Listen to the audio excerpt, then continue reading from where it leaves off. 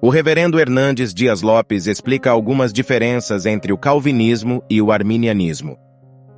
Veja bem, a reforma protestante ocorreu no século XVI, né? Em 1517. Depois você tem duas linhas básicas, duas linhas mestras, que é chamado o calvinismo e o arminianismo. E os dois surgiram por causa da reforma? Pós-reforma, né?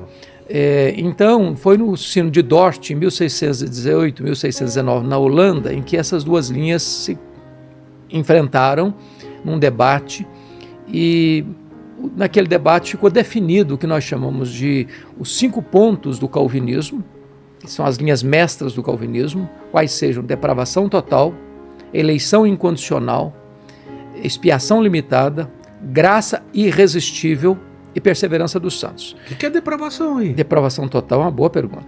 Porque parece coisa... coisa pesada. Uma pessoa depravada é... Então, o que significa isso? Não significa que o ser humano está depravado no seu grau superlativo, Sim. Todas as pessoas. Mas significa que todos os seres humanos foram atingidos pela queda no seu sentido pleno, na sua razão, na sua emoção e na sua volição. Tá. Então o ser humano A queda é o pecado original. É o pecado original. Tá. Então, depois da queda, não há nenhum ser humano que não seja pecador. Todos pecaram. Nascemos pecadores. Nascemos em pecado. Em pecado me concebeu minha mãe, diz Davi. Então, o ser humano, é uma condição, então? É interessante que o John Locke, filósofo, diz que o homem é uma tábua rasa. Exato. Uma folha em branco. Que o homem é produto do meio. Ele estava errado. O homem não é produto do meio. O meio é produto do homem. Como assim? Como assim? O mal não está fora, o mal está dentro. O mal de fora... A gente influencia o meio e não o meio. Por exemplo, é muito comum você escutar assim, um fulano não deve entrar na política porque o poder corrompe. Errado. Não é o poder que corrompe. Ele já tinha aquilo dentro dele. O poder revela os corrompidos. Faz sentido. Então, quando o cidadão ele se corrompe, na verdade não foi o meio que o corrompeu. A corrupção que está dentro dele, que procede dentro dele, é que atinge o meio em que ele está. É bem verdade que o meio também pode influenciar. Porém, afirmar que o homem é bom, como dizia Jean-Jacques Rousseau, também estava errado, que o homem é essencialmente bom, é um equívoco. O homem não é bom essencialmente, o homem é mau essencialmente. É mesmo? É mau essencialmente. A não ser que Deus o transforme, toda inclinação do coração dele é para o mal. Então, assustador isso, né? É assustador, mas é a verdade dos fatos. Então o calvinismo define... E a gente vê isso, né, em situações limítrofes, né? É claro. Quando você vê quando a pessoa tá... Tipo, a vida dele tá em risco, ele é capaz de fazer qualquer coisa, né? Então o ponto básico é o seguinte, não há nenhuma área da nossa vida, Vilela, que não tenha sido atingida pelo pecado. Isso significa depravação total. A eleição incondicional é que quem escolhe quem?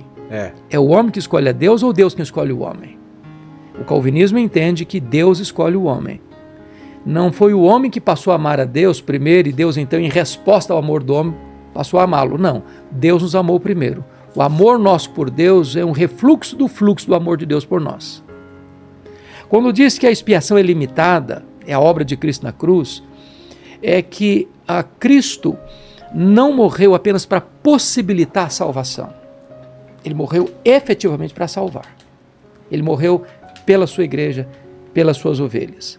Quando diz que é vocação eficaz ou graça irresistível, é que o Deus que chama eficazmente. Jesus disse assim, as minhas ovelhas ouvem a minha voz e me seguem.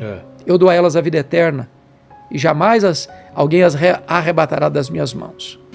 E aí, finalmente, a perseverança dos santos significa o seguinte, uma pessoa que foi salva verdadeiramente, ela está com a sua salvação garantida por Deus. Então não há possibilidade de alguém hoje ser filho de Deus e amanhã ser filho do diabo. Entendi. Agora tem se eu aceitei essa graça, eu tô salvo. Está salvo.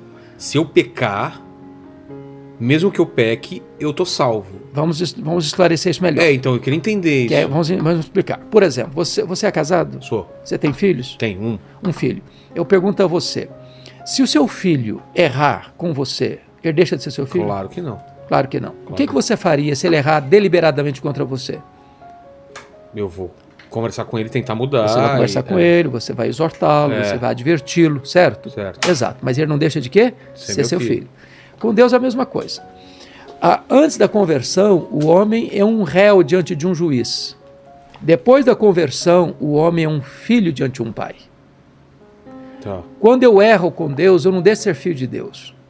Por exemplo... Ele tem um tratamento tem de tratamento pai. de pai, disciplinar. Disciplinar. Por exemplo, quando Davi, o rei Davi, adulterou com Batseba, mandou matar o marido dela, e depois casou com ela, tudo debaixo dos panos, sem que ninguém soubesse, aquilo foi mal aos olhos de Deus, e ele sofreu muito por causa disso.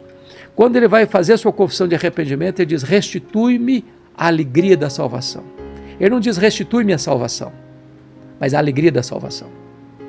Por exemplo, lá em 1 de João 5,13 está escrito assim, filhinhos, estas coisas eu vos escrevo para que saibais que tendes a vida eterna, não que tivestes, não que tereis, que tendes.